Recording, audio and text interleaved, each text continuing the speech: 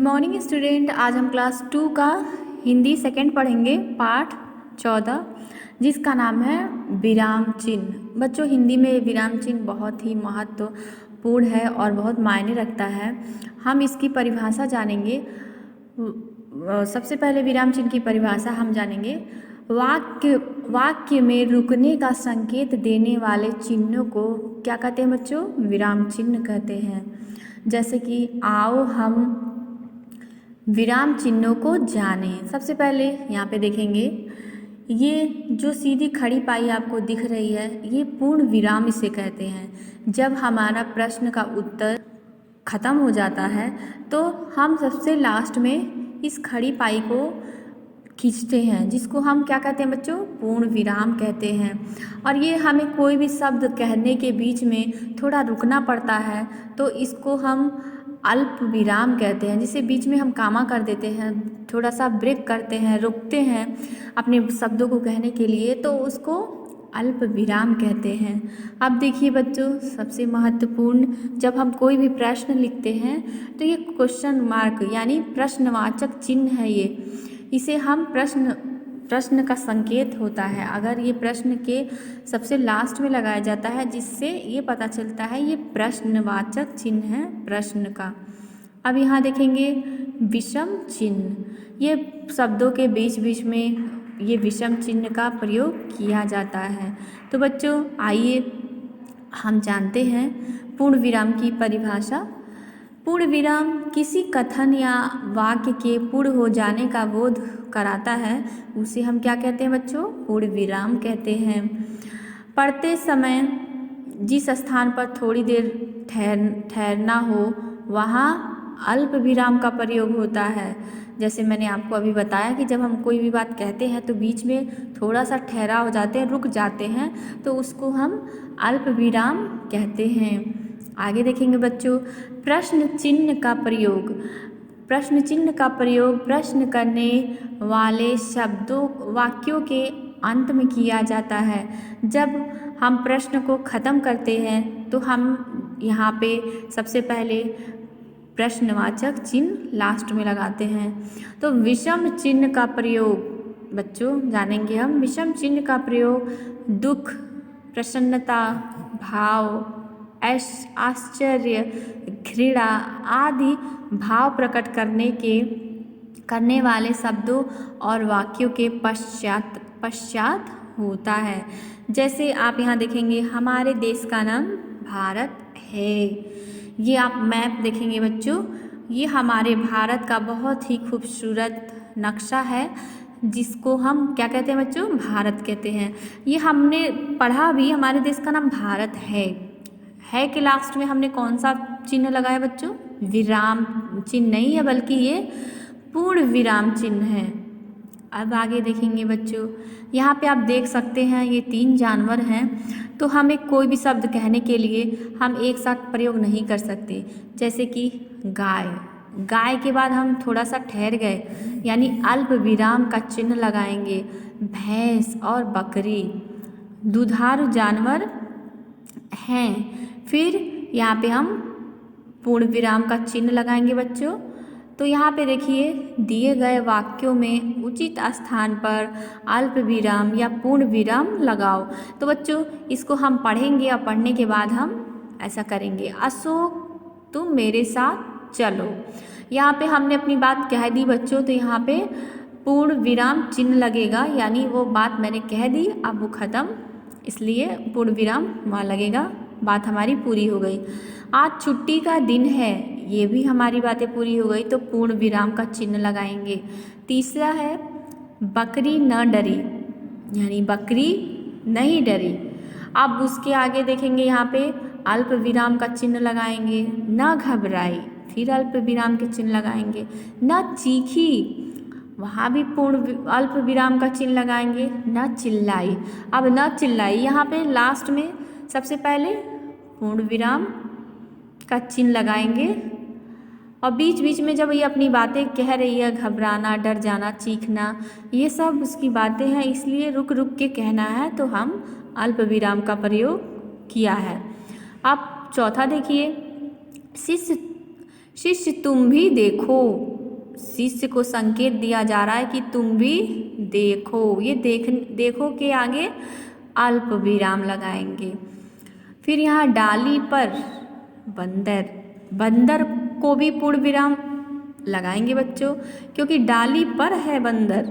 अब बंदर है तो अल्प विराम नहीं पूर्ण विराम लगेगा। पांचवा सुनील भैया, सबसे पहले सुनील नाम लिया, सुनील बोलकर थोड़ा सा रुका तो अल्प विराम। भैया राजू बीमार है, भैया राजू बीमार है यानी वो बीमार है, पूरा पूर्ण विराम हो गया। अब देखो बच्चों यहाँ पे दिल्ली कामा करेंगे, भारत की राजधानी है। यहाँ पे आप पूर्ण विराम लगाएंगे, मैंने नहीं लगाया, ये आपके लिए छोड़ा है मैंने। यहाँ पे आप पूर्ण विराम लगाएंगे राजधानी के बगल में। अब यहाँ देखिए बच्चों दही, सातवां देखेंगे दही, दही के आगे पूर्ण अल्प विराम, फिर मक्खन अल्प विराम, पनीर आदि दूध से बनता है पूर्ण विराम। आठवां लगाएंगे, आठवां देखेंगे गांधी जी अल्प विराम। राष्ट्र भारत के क्या क्या है वो राष्ट्रपिता, यहाँ पे पूर्ण विराम लगाएंगे। नौवां है पौधों पर पत्ते अल्प विराम, फूल और फल लगते हैं, फूल और फल लगते हैं, यहाँ पे पत्ते के पहले फूल अल्प विराम, फिर हैं लगते हैं पूर्ण विराम होगा बच्चों।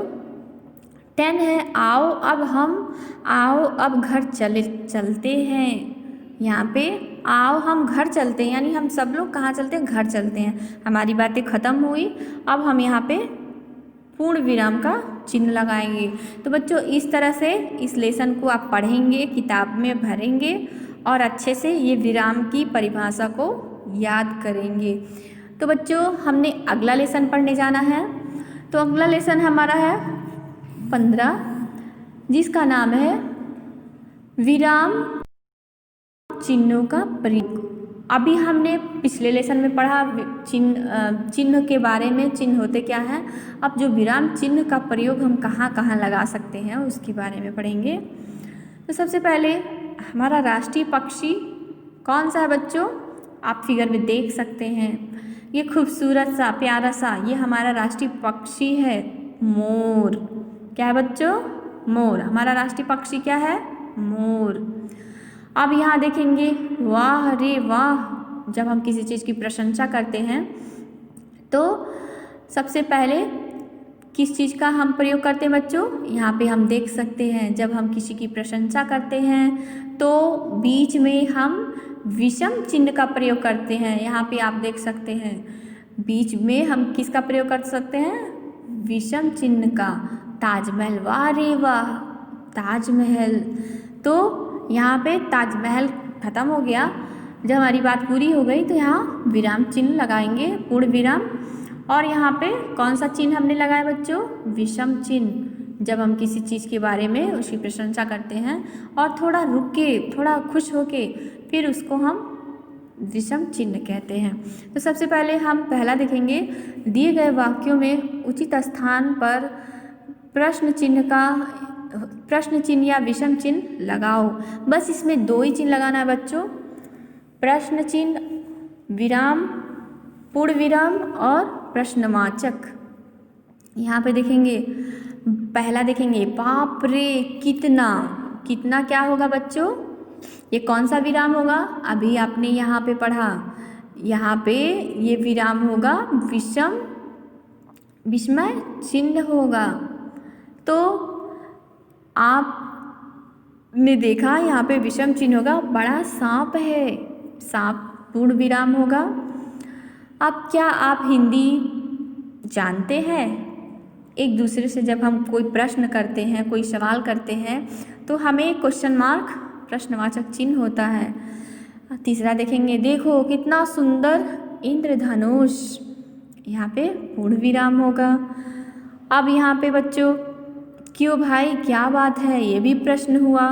तो जहाँ पे प्रश्न क्यों आता, क्या आता, कैसे आता, तो हम वहाँ प्रश्नवाचक चिन्ह लगाते हैं। पांचवा, शाबाश तुमने बहुत अच्छा किया, ये पूर्ण विराम चिन्ह लगाएंगे।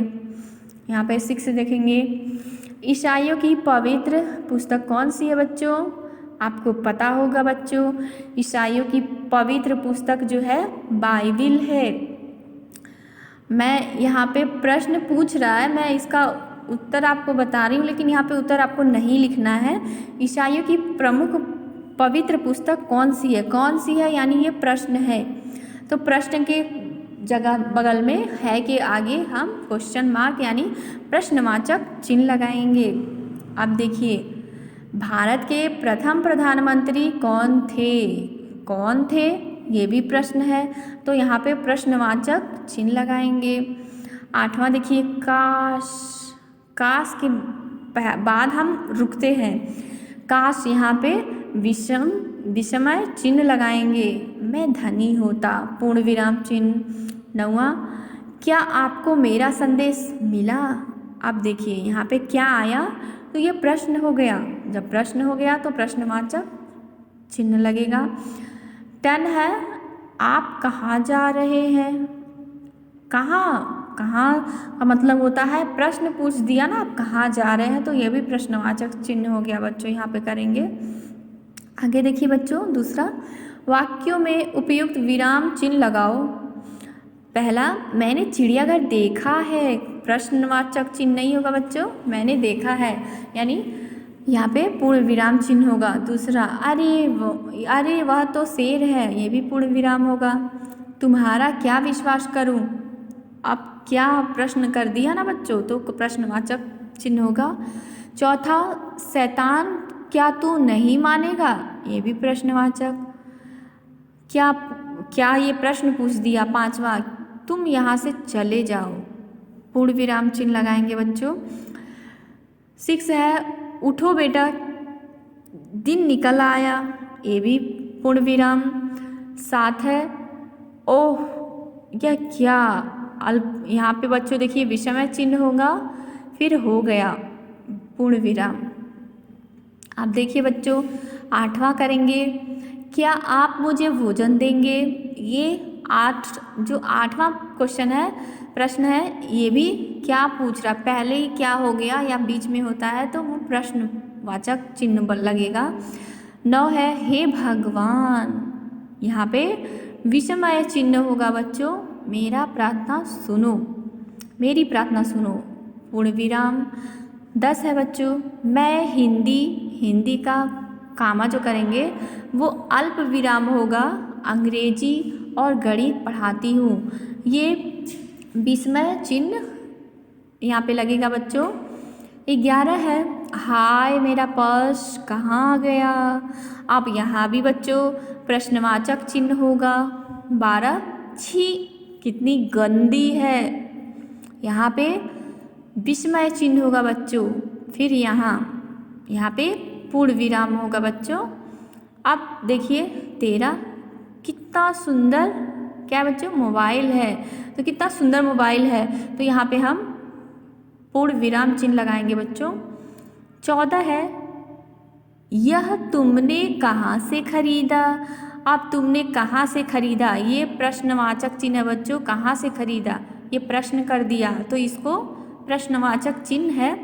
तो बच्चों इस तरह से आप किताब पढ़ेंगे और अच्छे से समझ के आपको जिस तरह से बताया गया है उस तरह से लिखेंगे।